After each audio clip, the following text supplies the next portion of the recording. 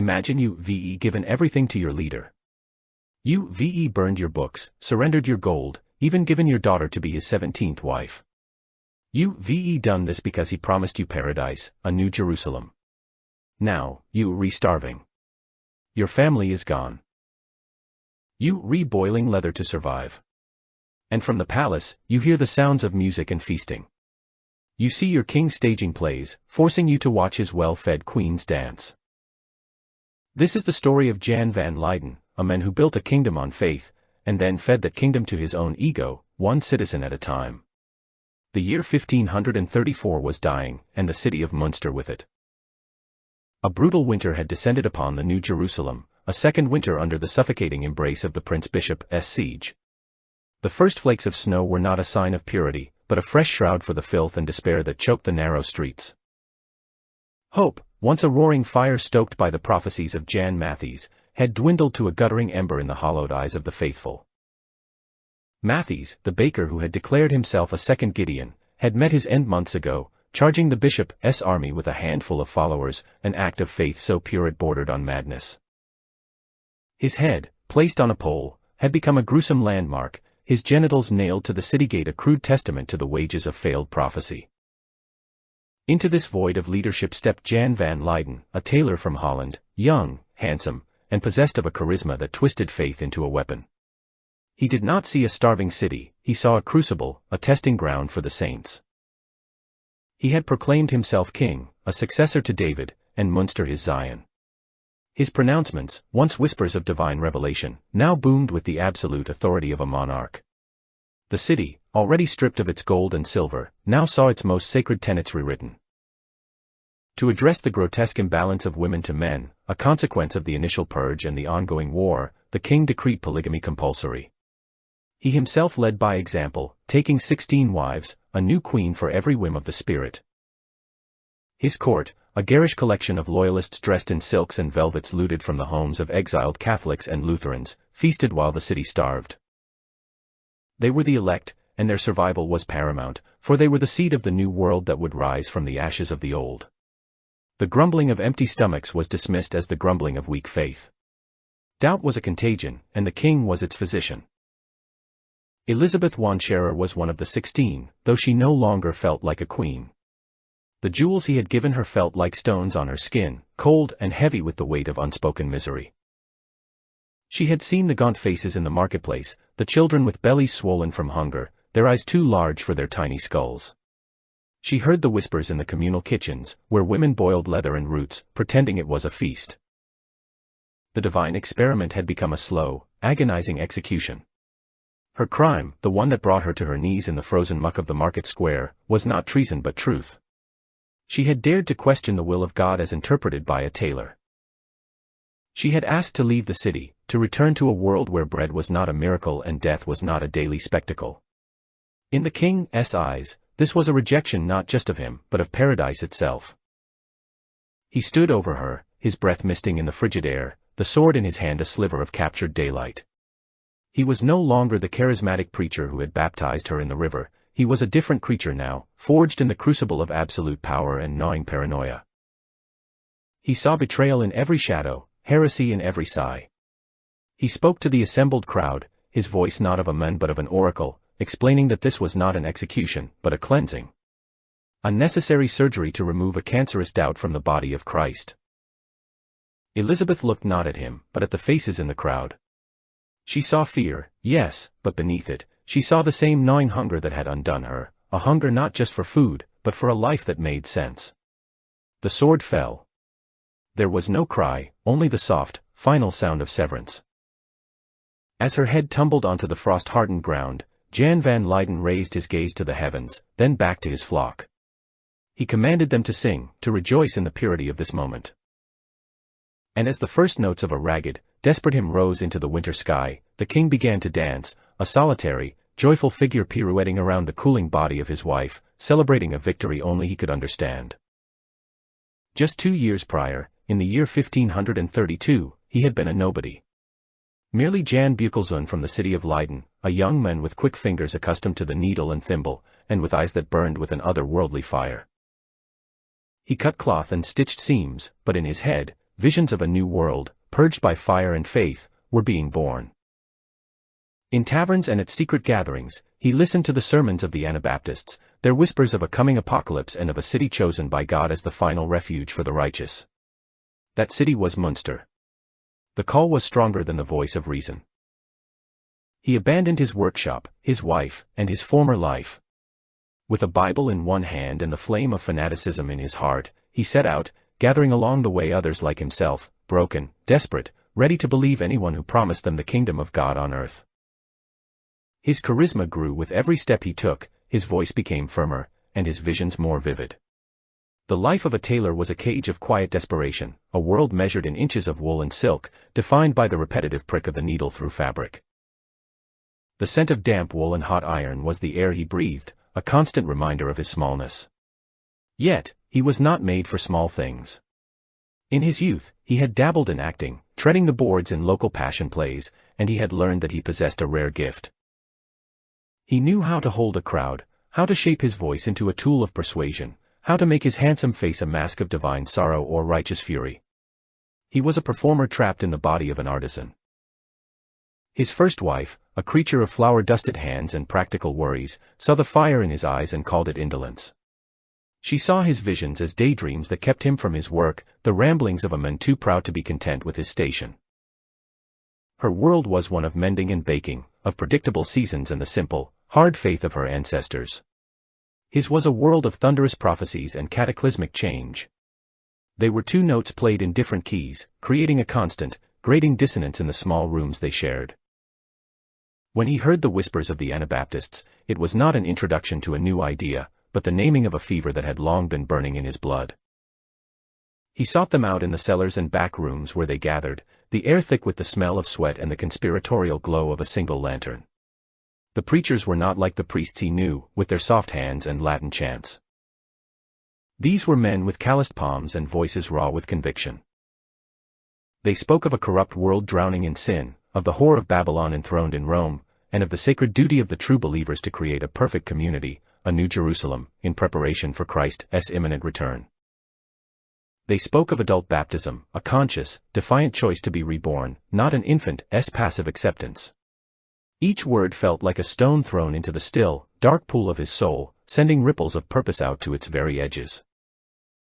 It was in one of these clandestine meetings that he first heard the name of Jan Matthys, a baker from Haarlem who had declared himself the prophet Enoch. Matthys was the fire, the raw, untamed voice of God's wrath. He sent out apostles, 2 by 2, to spread his message across the Low Countries, and one of these apostles saw in the young tailor from Leiden not just a convert, but a powerful instrument. The apostle spoke of Münster, a wealthy episcopal city in Westphalia where the Anabaptist message had found fertile ground. The city's own preachers were turning, the common people were stirring, and the prince-bishop was losing his grip. This, the apostle declared, was the chosen place. The sign. Jan Bukkelzoon needed no further convincing. The decision to leave was not an agony but a release. He laid down his needle and thimble as a soldier might lay down the tools of a despised peacetime trade. He looked at his wife, at the familiar patterns of their life, and felt nothing but the cold certainty of a snake shedding its skin. He was no longer Jan the tailor. He walked out into the world with a new name, Jan van Leiden, a name that tied him not to a trade, but to a place and a journey. His path to Münster was a pilgrimage and a rehearsal. He did not travel silently. In every village and town, he sought out the dispossessed, the hungry, the spiritually adrift. He learned that hunger was the best tinder for the fire of faith. He preached in barns and marketplaces, and his skills as a performer now served a divine purpose. He did not merely recite scripture, he embodied it. His voice could be a thunderclap of damnation for the rich and the powerful, then softened to a tender whisper of salvation for the humble. He wept for their sins, he raged at their oppressors, and he painted for them a vision of Münster so vivid they could almost taste the wine and feel the brotherhood. He was handsome, and he knew it. He used his youth and his burning sincerity as a weapon, and people, especially women, found him irresistible. They saw in him not just a preacher, but a reflection of their own deepest longings for a world made right. He arrived at the gates of Münster in the year 1533 to find a city in a state of religious ecstasy. Anabaptists from all over Holland and Germany had flocked to it, a river of believers pouring into their promised land. The streets buzzed with debate and prayer. The established order was crumbling. At the center of the storm were men like the wealthy cloth merchant Bernhard Knipperdolling and, soon, the prophet Jan Matthys himself, who made a dramatic entrance into the city. Jan van Leyden, the tailor, found himself in the court of prophets and revolutionaries. He was immediately recognized for his gift. While Matthys was the hammer, a force of nature who saw the world in stark contrasts of black and white, Jan was the artist. He could articulate the prophet's brutal visions in language that soared, that inspired, that seduced. He became Matthys' most trusted lieutenant, his voice to the people. When Matthys decreed that all property should be held in common, it was Jan who framed it not as theft, but as a joyful return to the purity of the early apostles. When Matthys commanded the burning of all books save the Bible, it was Jan who stood before the pyre and spoke of cleansing the mind of worldly vanity to make it a pure vessel for God's word. His rise was meteoric. He was given a place on the city council, and his influence grew daily. He married Devara, the beautiful young wife of the now dead Jan Matthys, inheriting the prophet's mantle and his bride in a single stroke. He was no longer just an apostle, he was a leader, a pillar of the New Jerusalem. The initial triumph was the day the godless were driven from the city. In the bitter cold of February, 1534, a decree was issued: all who refused adult baptism, Catholics and Lutherans alike, were to leave at once. A terrible procession began. The old and the sick, women clutching infants, men who had lived their whole lives within those walls, were forced out into the snow with only the clothes on their backs. Jan van Leyden stood on the ramparts and watched them go, his face impassive. This was the necessary, painful purification. This was the cost of building paradise. The gates of Münster slammed shut behind the last of the exiles, the sound echoing across the frozen fields. Inside, the saints rejoiced. They were alone with their God, masters of their own destiny. But as he looked out over the walls at the besieging army the Prince-Bishop was already assembling, Jan van Leyden knew that the real test had only just begun. The crucible was ready. Münster met him with a feverish delight. The city was already in the hands of the prophets, having expelled the Catholic Prince-Bishop and his soldiers in a surge of righteous fury. But Jan had not come to follow. He had come to lead. When the bishop's army surrounded the city walls, beginning the long and agonizing siege, fear became his chief ally. He preached in the streets, his words a hammer shattering old laws and forging new ones. He declared Münster the New Jerusalem, and all its inhabitants the saints of the last days. By his order, all books except the Bible were piled in the square and burned in a giant bonfire whose smoke obscured the sky for days. He abolished private property, declaring all goods to be held in common, but in reality, all gold and provisions flowed into his treasury.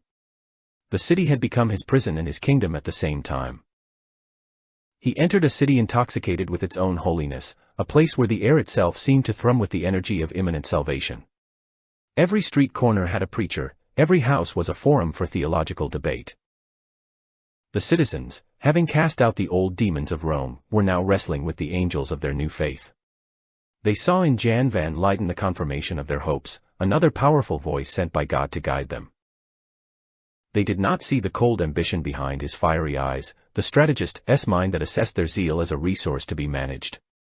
He watched Jan Matthys, the baker prophet, a man who was more a force of nature than a leader. Matthys was the storm, the earthquake, the raw power of God's anger. He could inspire men to charge cannons with nothing but faith, but he could not build a state. Jan van Leyden knew that storms pass. What endures is what is built from the wreckage. He would be the architect. The arrival of the Prince-Bishop's army was the catalyst. The first sight of the Landsknecht banners on the horizon, a sea of steel and grim purpose, sent a tremor of fear through the city. The ecstatic joy of liberation curdled into the grim reality of encirclement. The great iron-strapped gates of Münster were barred, the chains hammered tight. That sound, the final, echoing clang of metal on metal, was the moment the city transformed. It was no longer a beacon to the world, it was a cage. For most, this was a moment of terror. For Jan, it was an opportunity. Fear, he understood, was a more potent unifier than hope. Hope was diffuse, a thing of the future. Fear was immediate, a blade at the throat. He did not seek to soothe it. He sought to harness it. He mounted the pulpits in the great St. Lamberty Church and the makeshift stages in the marketplace. He did not speak of comfort or deliverance. He spoke of trial and purification. The army outside, he thundered, was the host of Satan, the final beast rising from the abyss to test the faithful. Their suffering was not a punishment, but a privilege. They were the chosen few, selected by God to endure this final tribulation before the dawn of a new age. Every empty stomach, he cried, his voice ringing with a conviction that bordered on ecstasy, is a prayer. Every cannonball that strikes our walls is a sign of Satan's desperation. Rejoice, for you are living in the pages of the apocalypse. He gave their fear a name and a face, and in doing so, he gave them a sense of control. They were no longer victims, they were soldiers in a cosmic war. With the city sealed and the people's fear focused, he began to dismantle their world from the inside. The past was the first enemy. It was a repository of old loyalties, of ideas that competed with the absolute purity of the new revelation. His gaze fell upon the city's libraries, the private collections of merchants, the ancient manuscripts in the cathedral. These were not treasures, they were toxins. A decree was issued, simple and absolute: every book, save the Holy Bible, was an idol, a work of human vanity that distracted from the pure Word of God. Squads of his most fervent followers, their eyes glazed with purpose, went from house to house. They pulled Aristotle and Ovid from shelves, tore illuminated manuscripts from their bindings, and seized merchants' ledgers and books of poetry. The great pyre was constructed in the market square, a monument to the new ignorance. For 3 days, the books were brought and piled high. As the torch was put to it, Jan stood before the flames, his face lit by the inferno. "We burn the lies to make way for the truth," he proclaimed. "We burn the wisdom of men to make way for the wisdom of God." The crowd watched, a mixture of ecstatic cheers and silent, horrified tears. The smell of burning parchment and leather, the accumulated knowledge of centuries turning to ash, filled the air. They were being liberated from their own history, and they were too afraid not to call it freedom.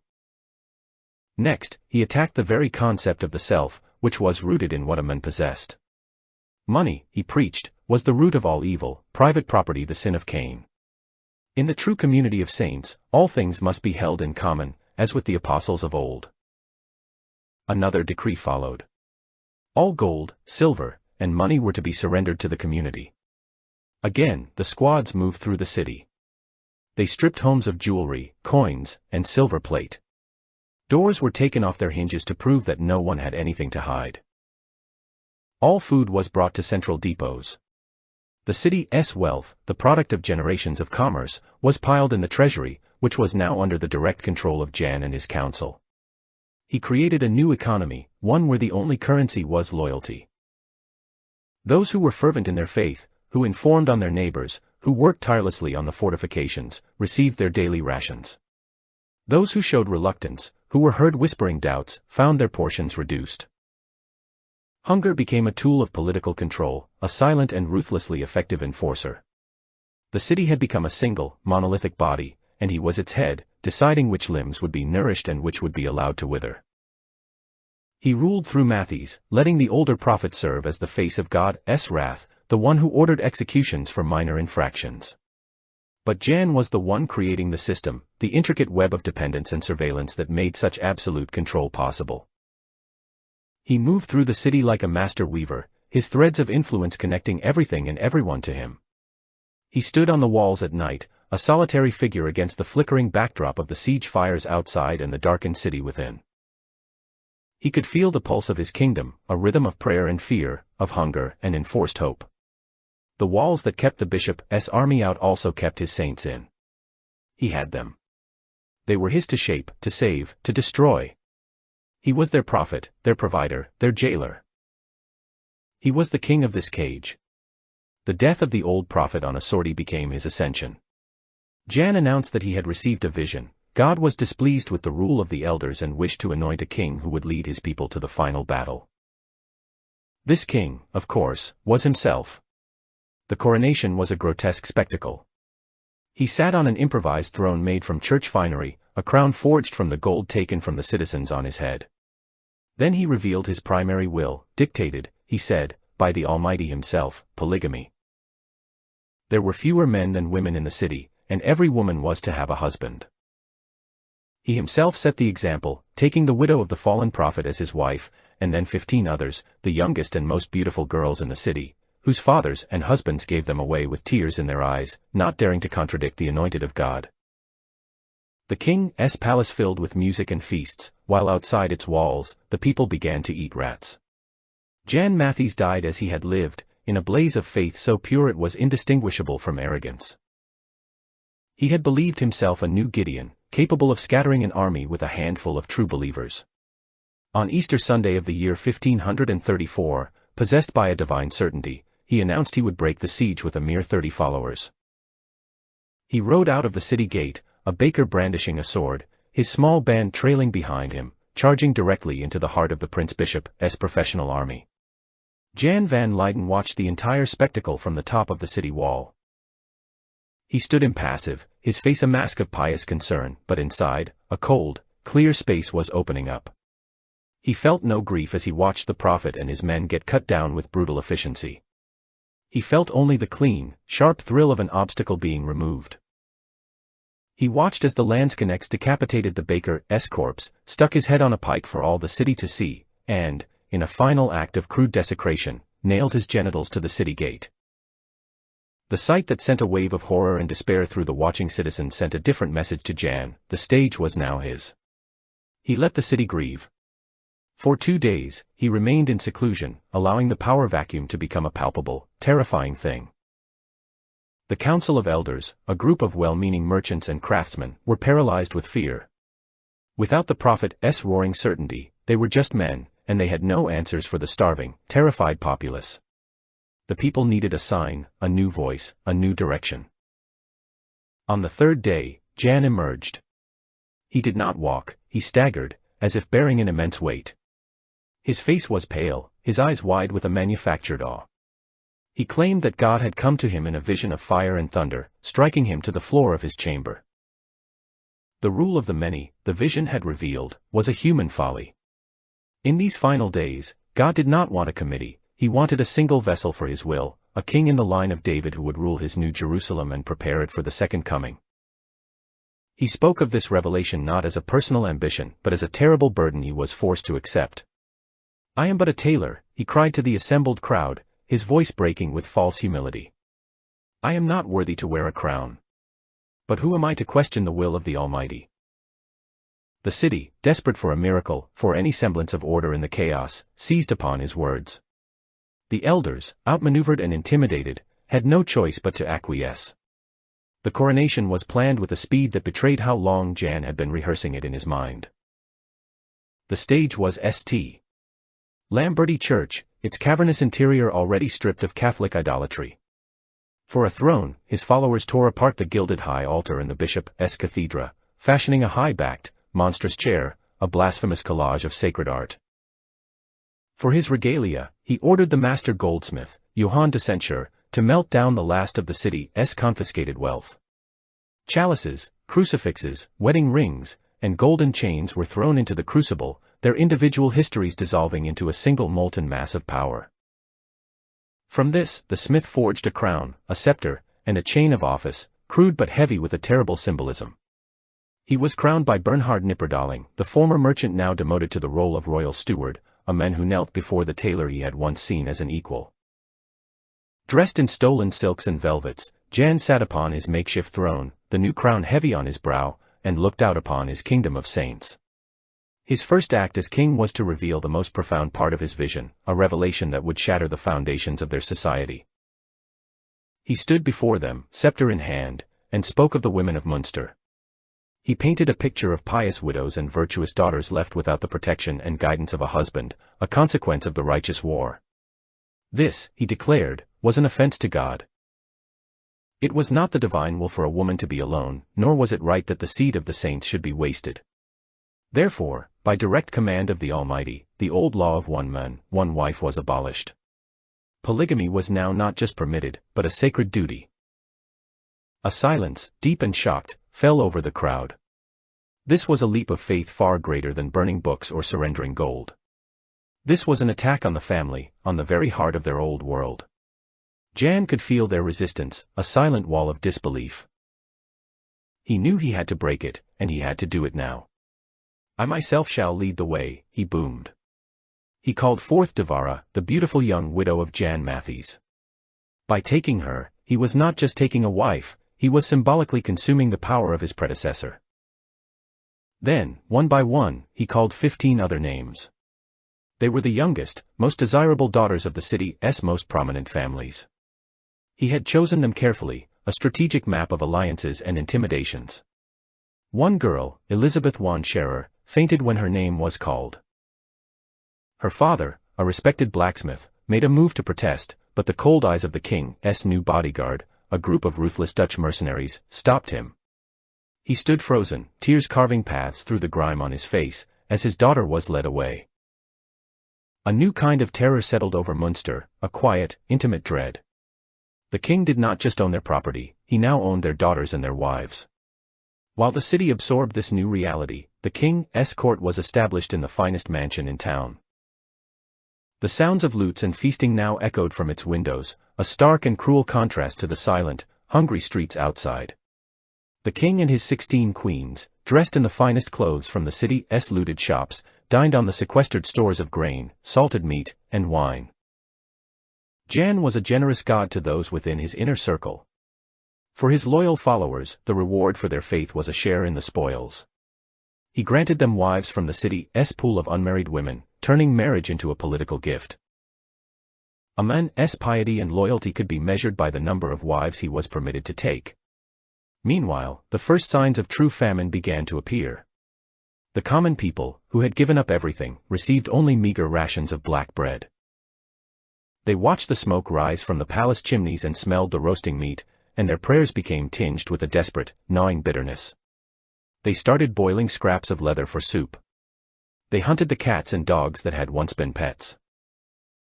And when those were gone, they began to hunt the rats, their gaunt faces illuminated by the flickering torchlight in the city's dark alleys, citizens of a heavenly kingdom reduced to scavenging vermin. The king, in his new paradise, heard their hymns of praise and mistook the delirium of starvation for the sound of devotion. The winter of the year 1535 was the last one. The siege had ceased to be a military operation and had become a slow, patient act of strangulation.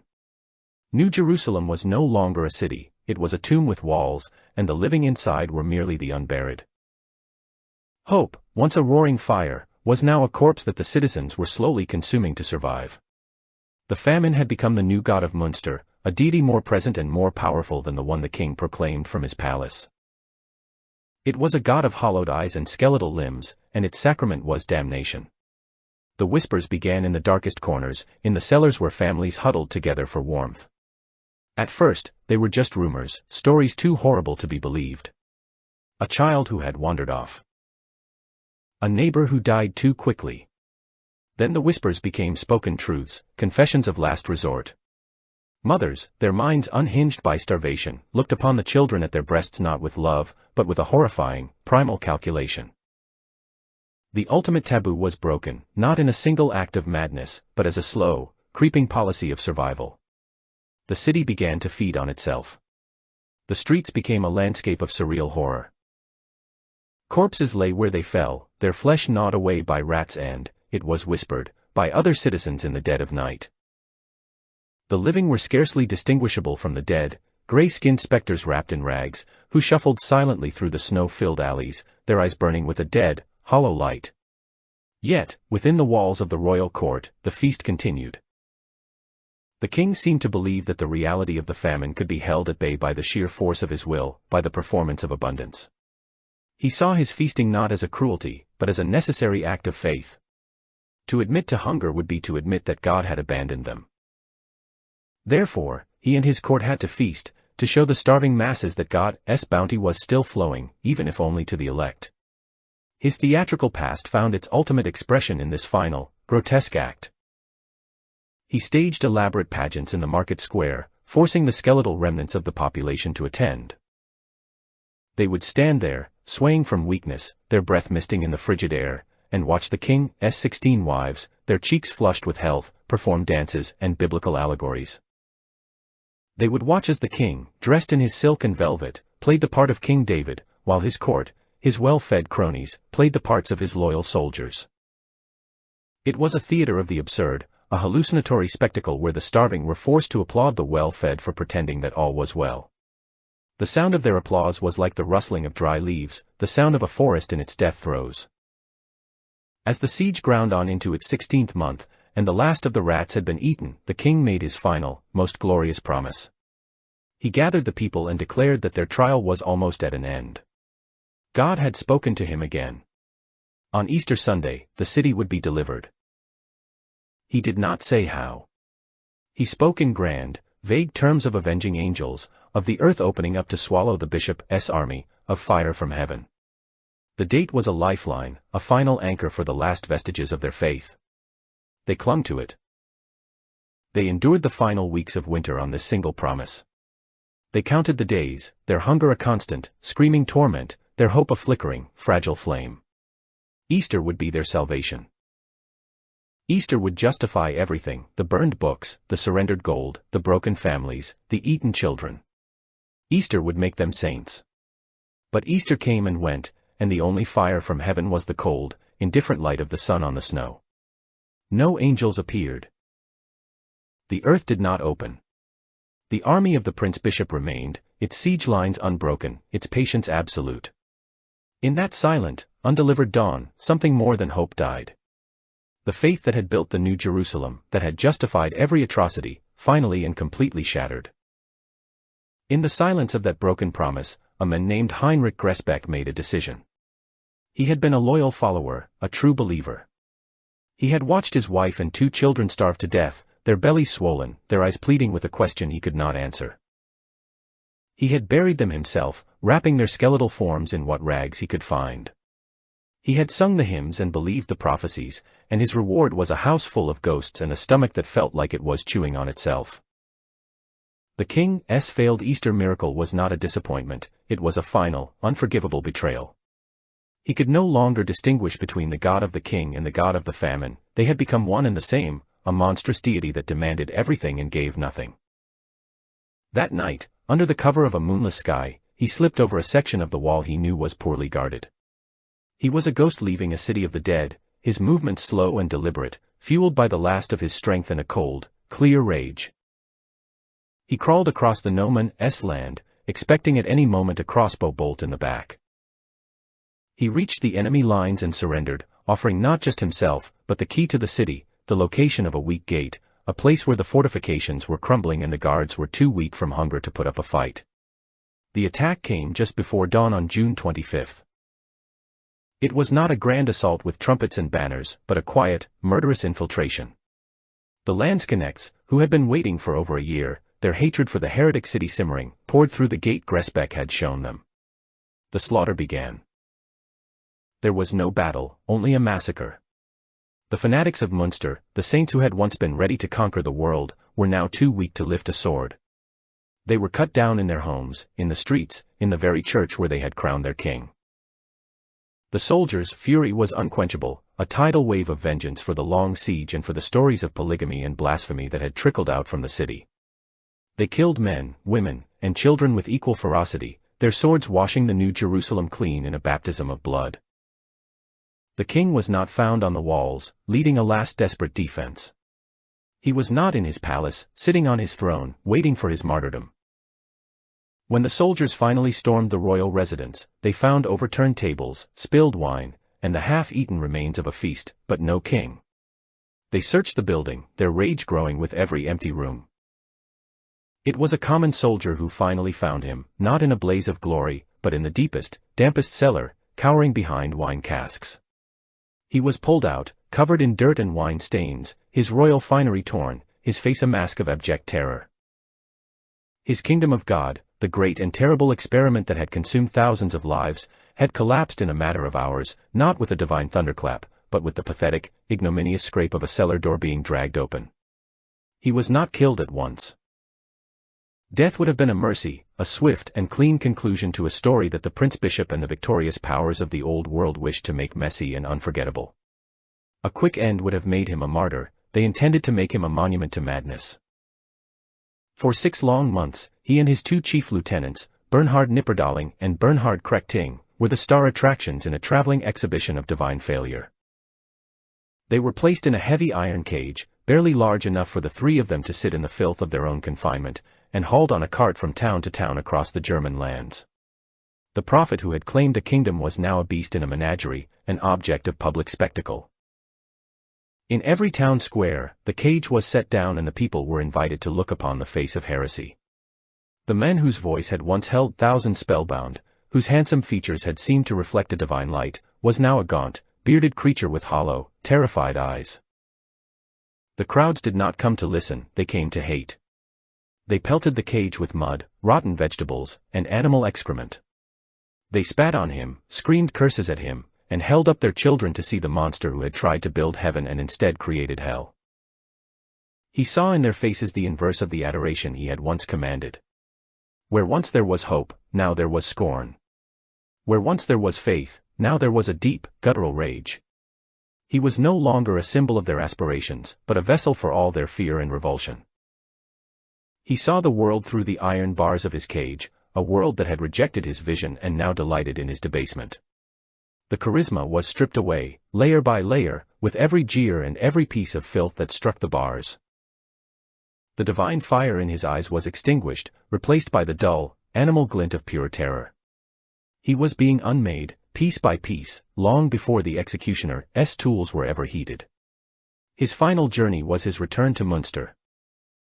He was brought back not as a king, but as a condemned ghost, to the very stage of his greatest triumphs. The city he entered was a place of profound trauma, a community of survivors haunted by the memory of what they had done and what had been done to them. The market square, where he had burned the books, where he had danced around the body of his executed wife, was chosen as the site of his final performance. A heavy wooden platform had been erected in its center, and upon it, a single, thick iron post. A brazier glowed nearby, its coals breathing a malevolent orange light into the gray winter afternoon. On the 22nd of January, in the year 1536, Jan van Leyden was led to that platform. He was stripped naked, his thin, pale body shivering in the biting cold, a pathetic sight that bore no resemblance to the resplendent monarch he had once pretended to be.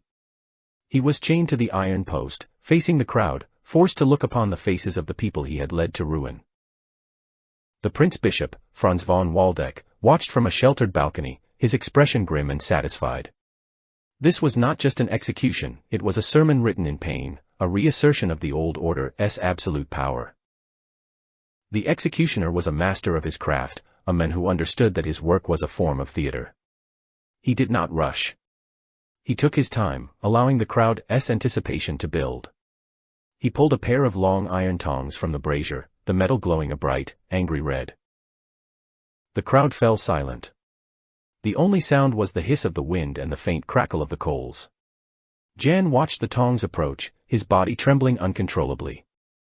The first touch of the hot iron on his flesh produced a sound that was not human. It was a high, piercing shriek of pure agony, the sound of a soul being torn from its moorings. A plume of smoke and the sickeningly sweet smell of burning flesh filled the air. The executioner went to work with a methodical, unhurried precision. He would heat the tongs, then apply them to the king's body, tearing away strips of flesh from his chest, his arms, his legs. With each application, Jan screamed, his cries echoing off the stone facades of the buildings around the square. This was the voice that had proclaimed the will of God, now reduced to the raw, meaningless sound of animal pain. The crowd watched in rapt, horrified silence. They were witnessing the systematic deconstruction of a man, the complete and total annihilation of the prophet who had promised them everything. After an hour that stretched into an eternity, when Jan was little more than a mutilated, barely conscious wreck of flesh and blood, still chained to the post, the executioner granted him the final mercy. He drew a long, thin dagger and plunged it directly into his heart. But even then, it was not over. His body, and the similarly tortured bodies of Knipperdolling and Krechting, were taken down from the platform. 3 new iron cages, specially constructed for this purpose, lay waiting. The corpses were forced inside them, and then, with a great groaning of ropes and pulleys, the cages were hoisted into the air. They were raised higher and higher, up the side of the great tower of St. Lamberty Church, the very church from which the king had proclaimed his new world order. They were hung from the steeple, high above the city, silhouetted against the unforgiving winter sky. They were not to be buried. They were to remain. A permanent warning. A final, silent sermon hanging over the city they had ruined. Time began its slow work. The birds came and pecked away the remaining flesh. The wind and the rain washed the bones clean. The skeletons held together for a time, then collapsed, the bones turning to dust and falling through the iron bars to be scattered on the rooftops and streets below. But the cages were never taken down. They remained, through the Reformation, through wars and revolutions, through centuries of peace and turmoil. They hang there still. 3 rusted iron skeletons against the sky, empty and silent, the enduring witnesses to the tailor who made himself a king, and the heavenly paradise he built on earth, which proved to be the most terrible circle of hell.